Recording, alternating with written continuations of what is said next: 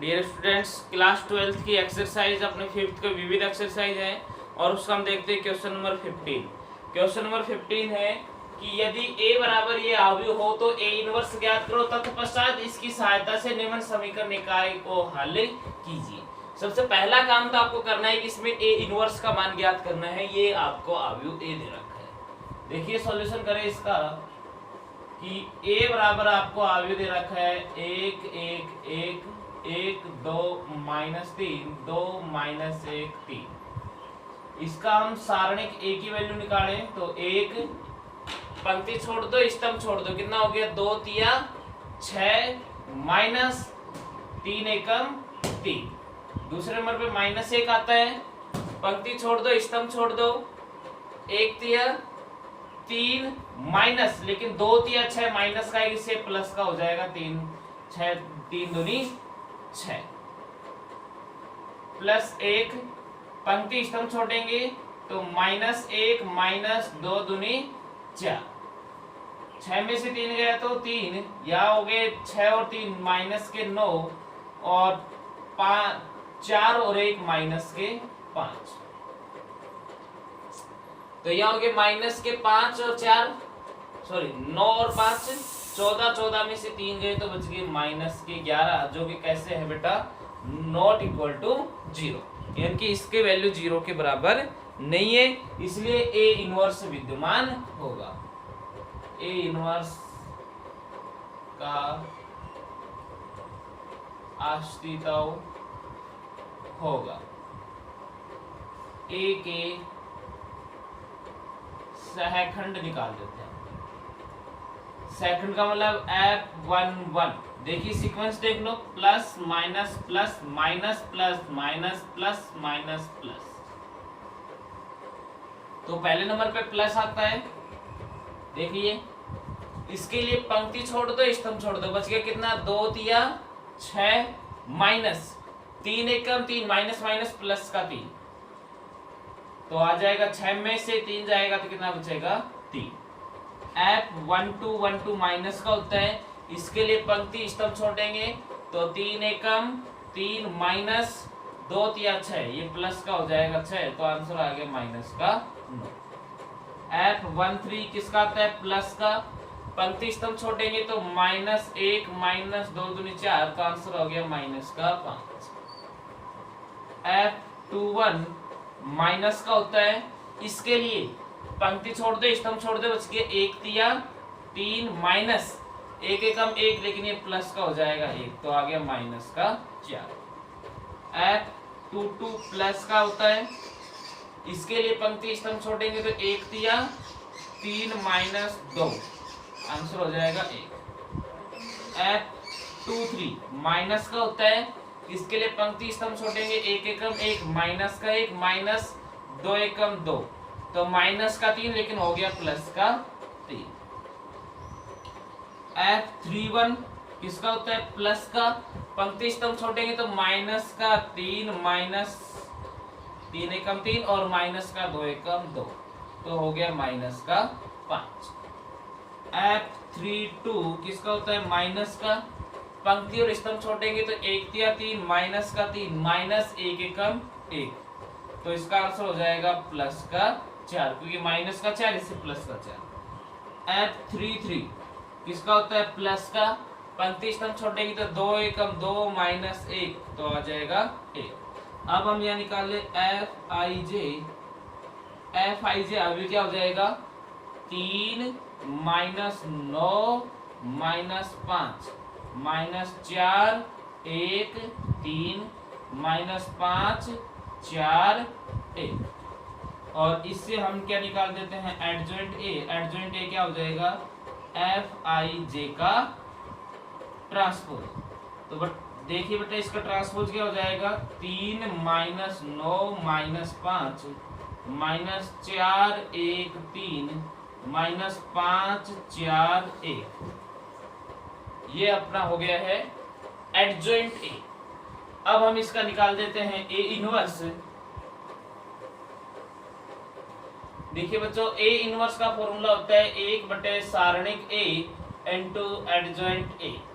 तो 1 बटे सारणिक ए का मान मैंने निकाला था माइनस का 1/11 इंटू एडजॉइंट है इसका 3 -4 -5 -9 1 और 4 -11 सॉरी 5 3 1 माइनस, ये अपना हो गया ए इनवर्स की वैल्यू क्लियर हो गई है। इसे मैं बोल देता हूं समीकरण नंबर 1। अब मैं समीकरण निकायों के बारे में देखते हैं कि समीकरण निकाय है कि x plus y plus 2z equal to 0, x plus 2y minus z equal to 9 और x minus 3y plus 3z equal to -14। तो यहाँ से a1 की वैल्यू है 1, b1 है 1, c1 है 2 और d1 है 0, a2 1, b2 है 2, c2 है -1 और d2 है 9, a3 1 है, b3 -3 है, c3 प्लस का 3 है और d3 है -14। यहाँ से देख लेंगे। अब हमें इसकी सहायता से एक्स वाई जेड का मान निकालना है, तो ax बराबर b के रूप में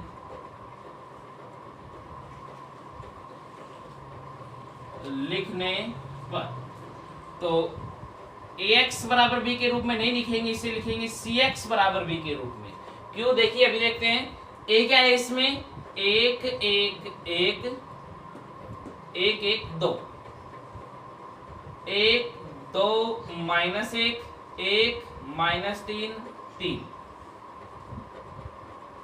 x की फॉर्म है x y z और आगे की तरफ है b की फॉर्म है 0 9 और -14। देखिए जो भी क्वेश्चंस होते हैं उन्हें हम ax बराबर b की फॉर्म में लिखते हैं, लेकिन इसमें मैंने लिखा है cx बराबर b की फॉर्म में। अंतर क्या है बेटा इन दोनों में, क्योंकि ax अपने को a दे रखा है, देखिए a है, a अवयव है 1 1 1 1 2 -3 2 -1 3, लेकिन ये है 1 1 2, इनकी इसका ट्रांसपोज है, क्योंकि ये किसके बराबर है, इसके ट्रांसपोज। या फिर हम इसे लिखें कि cx बराबर अपना b है, इसलिए x बराबर क्या हो जाएगा, c इनवर्स इंटू b। देखिए c को उधर भेजेंगे, अपोन में जाएगा, अपोन वाले को ऊपर लिखेंगे, तो x बराबर हो जाएगा c इनवर्स इंटू d। अब मैं ये c इनवर्स कहां से निकालूं, ये ध्यान देंगे। तो c इनवर्स देखो कैसे निकालेंगे कि c इनवर्स किसके बराबर होगा बेटा, a के ट्रांसपोज का इनवर्स, क्योंकि यहां से पहले ये लिखें अवयव c है वो किसके बराबर है, a के ट्रांसपोज के बराबर है। देखो इसका हम ट्रांसपोज कर दे a अवयव का, तो ये अपना क्या बन जाता है, c अवयव बन जाते हैं। अब इस पर मैं इनवर्स लगाता हूं, इनकी c इनवर्स, तो यहाँ पर क्या हो जाएगा, a के ट्रांसपोज और इसका इनवर्स। तो c इनवर्स की वैल्यू क्या हो जाएगी, a इनवर्स का ट्रांसपोज। ये हो गया अपने पास में c इनवर्स की वैल्यू। जो यहाँ पर c इनवर्स लिखेंगे वो किस रूप से लिखेंगे, a इनवर्स और उसका ट्रांसपोज, फिर उससे गुणा कर देंगे इससे b से। आगे की तरफ सोल्व करने के लिए इधर वाले को रफ कर देते हैं। आगे देखते हैं बच्चों इसको।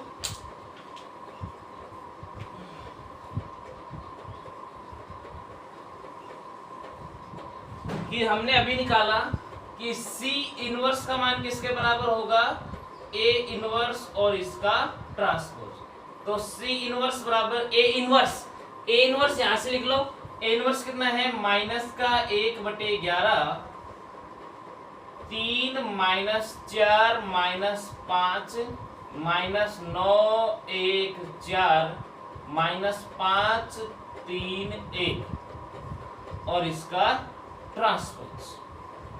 तो c इनवर्स की वैल्यू हो जाएगी -1/11, ट्रांसपोज कर दो 3 -4 -5 -9 1 4 -5 3 1। ओके, ये c इनवर्स की वैल्यू आ गई है। अब यहाँ पर रख देते हैं चूंकि हमें वैल्यू निकालनी थी, x बराबर क्या आ गया था, C इनवर्स इनटू में b, तो x का मतलब x y z बराबर C इनवर्स, C इनवर्स है 1-1/11 और C इनवर्स है 3 माइनस का 9 -5 -4 1 3 -5 4 1 इंटू b, b है 0 9 और माइनस के 14। x y z बराबर -1/11। देखिए इनको गुणा कर लेते हैं, 3 को 0 से करेंगे 0, 9 नम 81 माइनस का, और 14 को 5 से करेंगे 14 पंजू 70 प्लस का, तो आ गया माइनस का 11। दूसरी पंक्ति पहले स्टर्म 4 को करेंगे 0, 9 एकम 9 और माइनस का 14 दूनी 28 14 3 42, 42 में से 9 गए तो बच गए माइनस के 33, और ये 0 हो जाएगा, 9 चौक 36 और माइनस के 14 घटाएंगे तो कितने बच जाएंगे, 22 बच जाएंगे। तो ये हो गए प्लस के 22। रब कर देते हैं बाकी वालों को।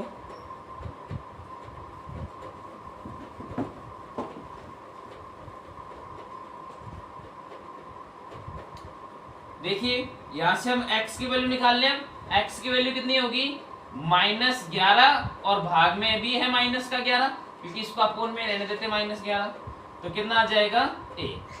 उसके बाद y की वैल्यू निकाल ले तो -33 भाग में भी -11, तो प्लस का 3, और z बराबर 22 भाग में -11 तो माइनस का 2, तो x बराबर 1, y बराबर 3 और z बराबर -2। ये सारे अपने कितने हो जाते हैं, मान हो जाते हैं।